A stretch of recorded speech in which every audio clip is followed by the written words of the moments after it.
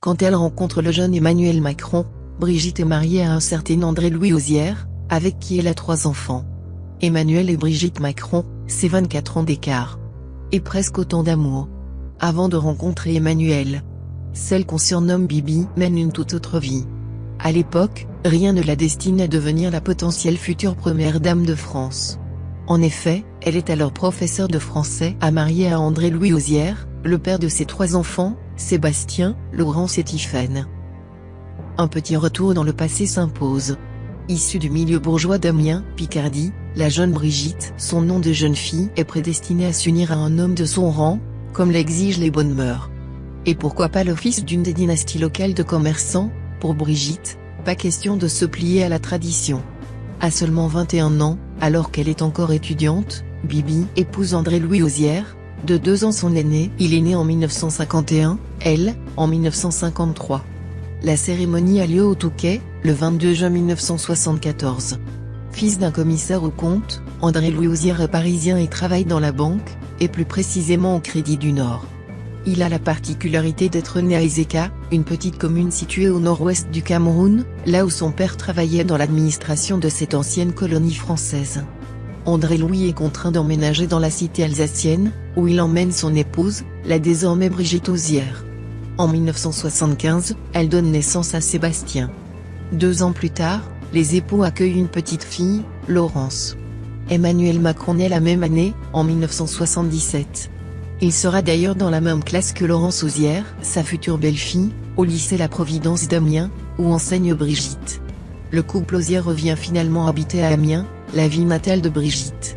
En 1984, l'année de leurs 10 ans de mariage, André-Louis et Bibi fêtent la naissance de leur 3e et dernier enfant, Tiffaine. À 31 ans, l'enseignante est donc la mère d'une belle fratrie. Brigitte Auzière a donc tout pour être heureuse, elle mène une vie dans un cadre bourgeois et confortable, elle est passionnée par son métier, elle a un mari charmant, une belle bande d'amis, et 3 beaux enfants promis à un avenir radieux. Sa rencontre avec un élève de son cours de théâtre, Emmanuel Macron, alors âgé de 16 ans, bouleverse sa petite vie bien rangée. Elle tente de lui résister au départ, mais finit par craquer.